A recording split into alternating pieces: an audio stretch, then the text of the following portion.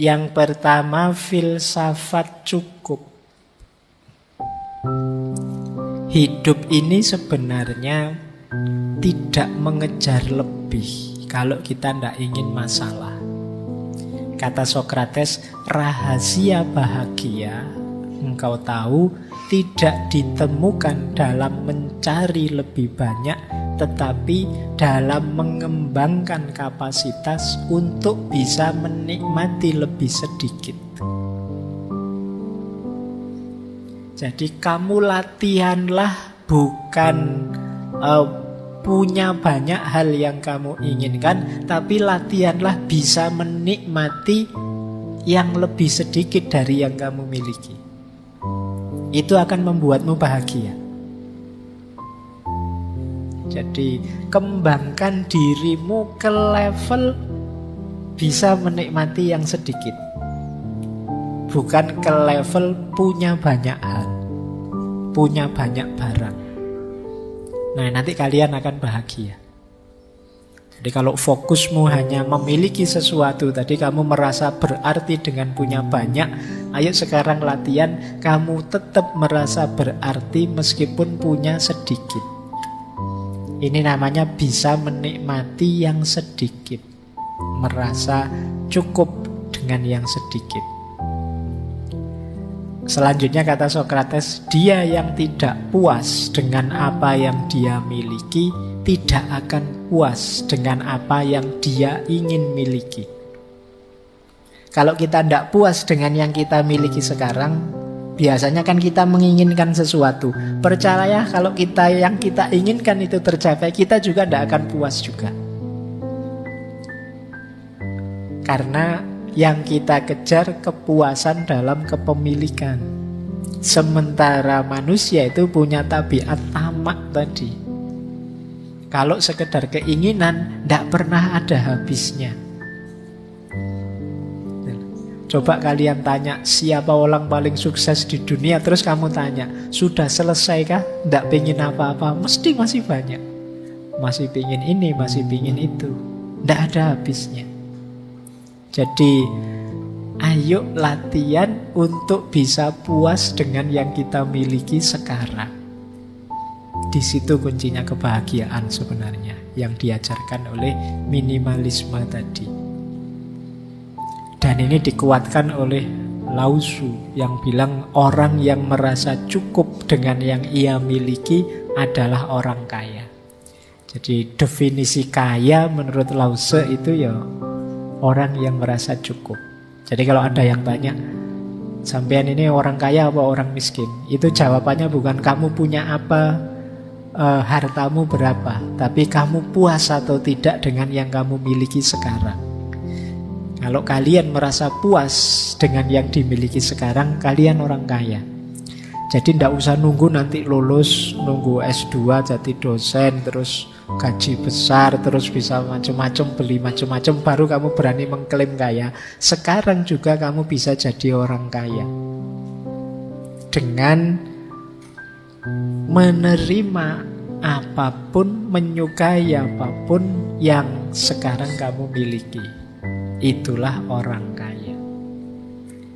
Dan dikuatkan oleh Gandhi. Kalau kata Gandhi, hiduplah dengan sederhana agar orang lain juga dapat hidup. Kalau ini mikir orang lain. Kalau semua orang serakah, ya nanti isinya konflik tabrakan. Kita harus ngerti kapan kita berhenti. Sudah, saya sampai ini saja, biar yang lain dapat space. Kalau hari ini kan orang yang kaya misalnya relasinya banyak, ya tambah jaya, tambah jaya, tambah jaya. Yang lain tidak kebagian space, tidak kebagian ruang untuk berkembang. Nah, sekarang dibalik, saatnya kita berbagi. Meskipun sekedar berbagi waktu, berbagi ruang, berbagi kesempatan untuk yang lain. Dengan kita berhenti mengikuti ketamaan kita. Jadi rumus filosofis pertama, hidup minimalis itu merasa cukup. Kita kaya sudah dan tuntas hidup kita. Yang kedua, rumusnya minimalisme itu adalah keinginan. Nah, tadi kita diminta membedakan antara keinginan dan kebutuhan. Ada quotes dari Diogenes, teman-teman mesti hafal, filosof nyentrik ini. Kata dia, sifatnya dewa-dewa itu tidak butuh apapun. Karena dewa sudah mampu segalanya. Nah, berarti apa? Kalau kamu ingin meningkat kualitasmu seperti dewa, kamu tidak usah menginginkan apapun. Jadi kalau istilahnya Diogenes, God-like person, manusia yang seperti dewa. Mungkin teman-teman pernah dengar istilah manusia setengah dewa. Setengah saja ya, karena kalau sepenuhnya nanti berat. Manusia setengah dewa itu bukan manusia yang mampu segalanya, enggak. Kalau versinya Diogenes, manusia yang mampu tidak menginginkan apa-apa. Jadi yang mampu mengendalikan keinginannya. Ini manusia setengah dewa. Kenapa setengah dewa? Karena manusia itu kecenderungannya tamak, ingin memiliki apa-apa. Begitu dia mampu mengendalikan keinginan, tidak butuh apa-apa, itu dia levelnya tinggi. Ini kata Diogenes. Atau ada dua quotes yang terkenal dari Arthur Schopenhauer. Kata dia, akan lebih baik jika tidak ada apa-apa.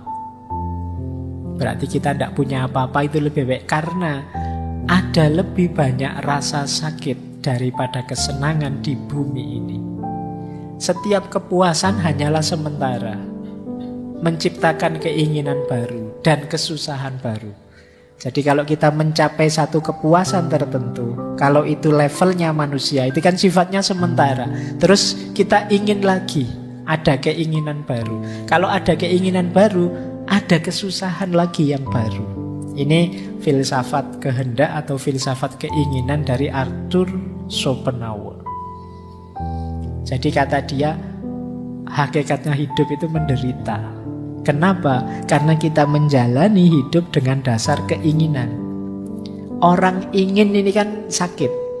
Ingin itu kan berarti ada sesuatu yang ingin dia target dan belum terpenuhi. Itu kan menyakitkan. Pengen punya mobil, pengen punya pacar, pengen lulus cepat. Itu kan keinginan berarti belum terpenuhi. Diri kita merasa sakit, menderita, sampai keinginannya terpenuhi. Sementara ketika keinginan terpenuhi, manusia kan tidak selesai. Ada lagi keinginan yang baru, menderita lagi. Sekarang teman-teman mati-matian ngejar biar lulus cepat misalnya. Begitu wisuda lulus, apa selesai? Kan enggak.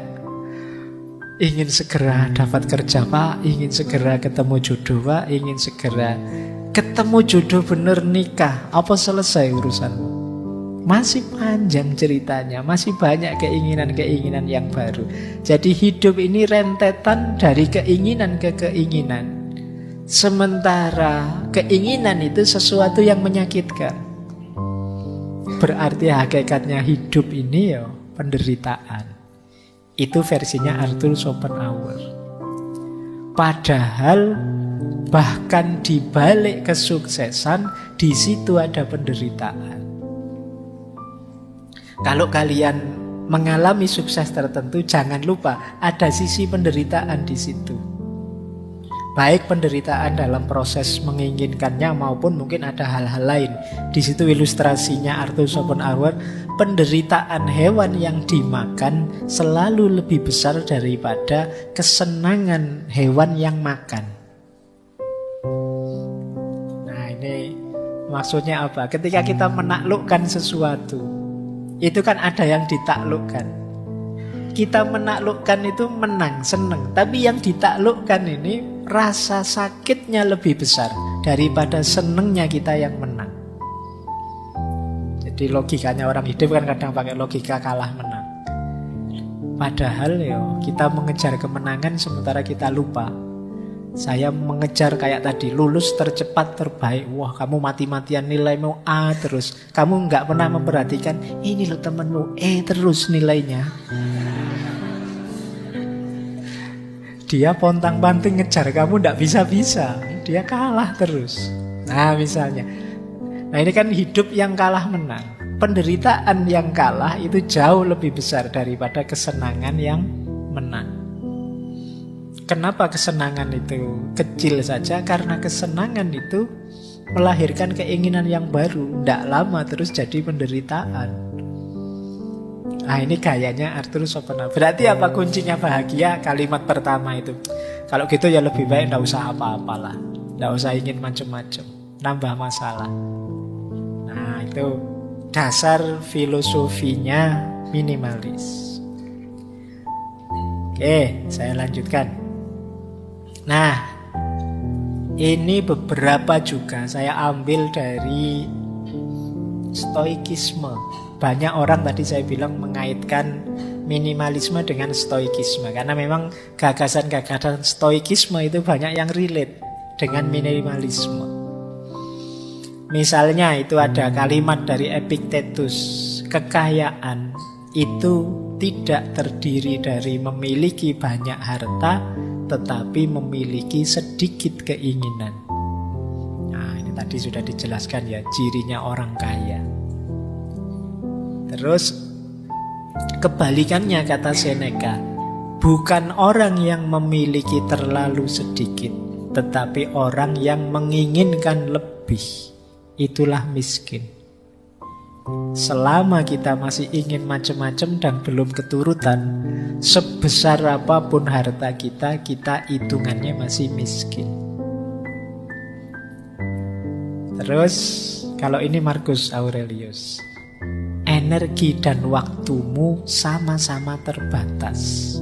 Jadi jangan sia-siakan mereka pada apa yang dilakukan, dipikirkan, dan dikatakan oleh orang-orang yang tidak penting dalam hidupmu.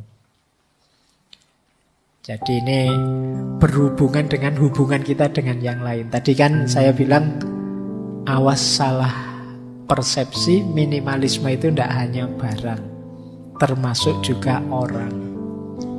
Kalau di antara keinginan kita adalah disenangi semua orang, dipuji semua orang, dan kita mati-matian menuju ke sana, kalau versinya Marcus ini ya kita sedang memboroskan energi dan waktu kita.